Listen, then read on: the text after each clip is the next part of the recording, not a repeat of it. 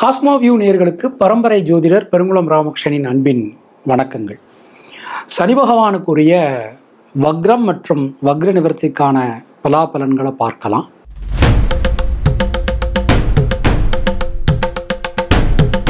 மேஷராசி அன்பர்களுக்கு இந்த சனி பகவானுடைய வக்ர நிலைமை, ஏற்கனவே நமக்கு சனி பகவான் நம்முடைய லாபஸ்தானத்தில் சஞ்சாரம் பண்ணிட்டு இருக்கார்.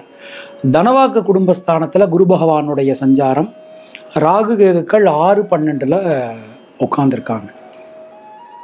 இந்த குரோதி வருடம் முழுவதுமே நம்ம எடுத்துட்டோம் அப்படின்னா, ராசிநாதன் செவ்வாய்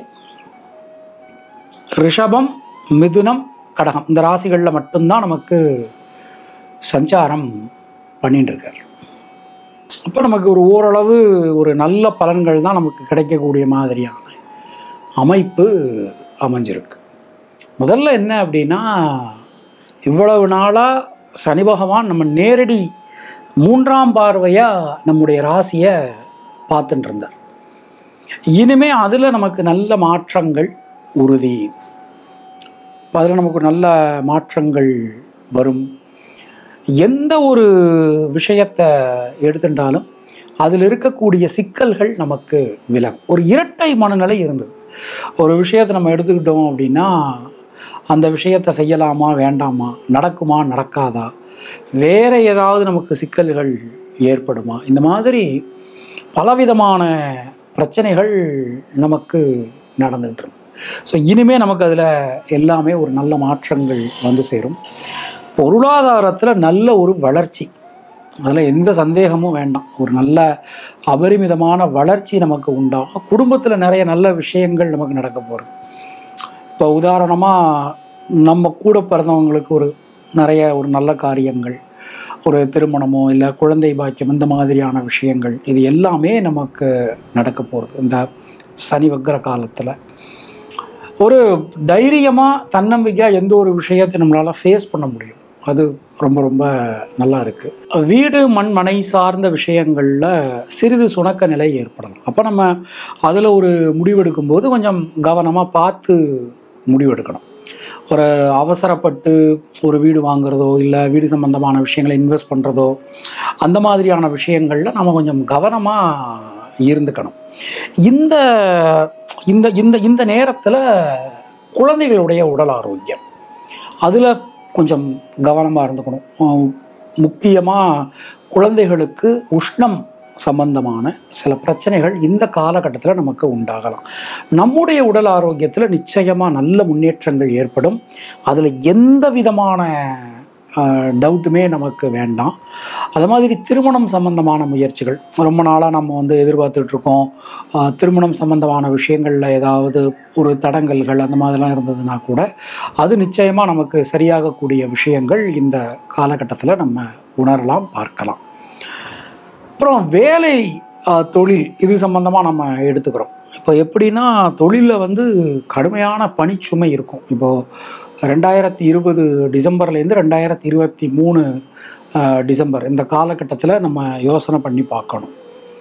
அப்போ அந்த நேரத்தில் நம்ம எடுத்துக்கிறோம். நீங்கள் பாருங்கள், ரொம்ப ரொம்ப ஒரு கடுமையான வேலை பளு இருக்கும். ஒரே நேரத்தில் பலவிதமான வேலைகளை செய்ய வேண்டிய சூழல்கள் சில பேருக்கு நமக்கு உண்டாகலாம்.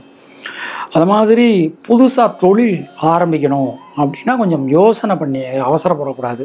கொஞ்சம் யோசனை பண்ணி நம்ம எந்த ஒரு விஷயத்தையும் செய்யணும். இப்போது ஜூலை 11 நமக்கு செவ்வாய் 2ஆம் இடத்துக்கு மாறுறார். அதுலேருந்து ஒரு 45 நாள், அப்ராக்சிமேட்டாக ஒரு ஒன்றரை மாதம் கழித்து நமக்கு ஆகஸ்ட் எண்டில் நமக்கு 3ஆம் இடத்துக்கு மாறுறார். அதன் பிறகு இந்த தொழில் சம்பந்தமாக ஏதாவது முக்கிய முடிவுகள் எடுக்கிறது, இதெல்லாம் நாம் பண்ணிக்கலாம். உத்தியோகம் மாற்றணும் அப்படின்னு நினச்சிக்கிட்டு இருந்தவங்களுக்கு நிச்சயமாக ஒரு நல்ல செய்தி காத்துக்கிட்டு இருக்குது. கண்டிப்பாக உத்தியோகத்தில் ஒரு நல்ல மாற்றங்கள், முன்னேற்றங்கள், அது எல்லாமே நமக்கு கண்டிப்பான முறையில் அமையும். அதில் எந்த சந்தேகமும் நமக்கு வேண்டாம்.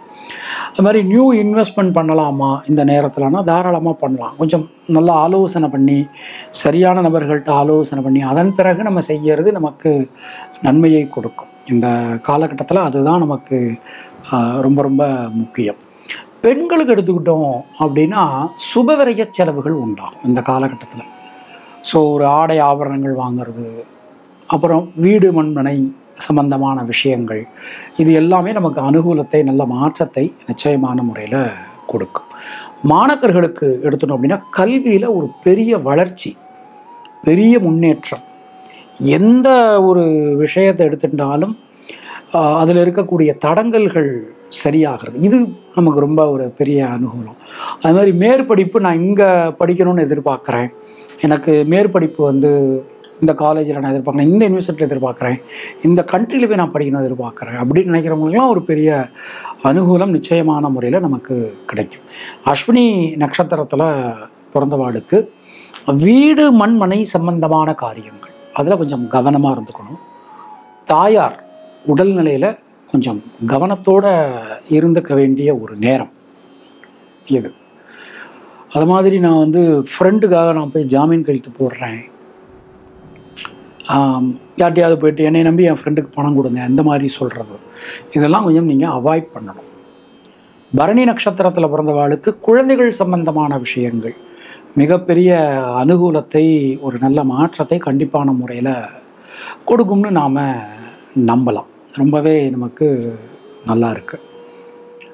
கிருத்திகை நட்சத்திரத்தில் பிறந்தவாளுக்கு உடல் ஆரோக்கியத்தில் நல்ல மேம்பாடு காணப்படும். கடன் சம்பந்தமான விஷயங்கள் அதில் இருக்கக்கூடிய பிரச்சனைகள் நமக்கு சரியாகும். ரொம்ப ரொம்ப சிறப்பாக உத்தமோத்தமமாக நமக்கு அமைஞ்சிருக்கு.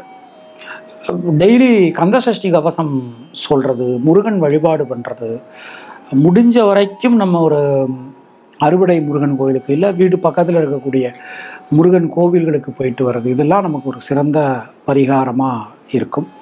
உங்களுடைய அதிர்ஷ்டமான எண்கள் 1, 3, 6, 9. அதிர்ஷ்டமான நிறம் மஞ்சள் மற்றும் சிவப்பு. உங்களுக்கும் உங்கள் குடும்பத்தினருக்கும் இறைவன் நீண்ட ஆயுளையும் நல்ல ஆரோக்கியத்தையும் மங்காத செல்வத்தையும் வளத்தையும் நலத்தையும் கொடுக்கட்டும் என இறைவனிடம் நான் வேண்டி பிரார்த்திக்கிறேன், ஆசீர்வதிக்கிறேன்.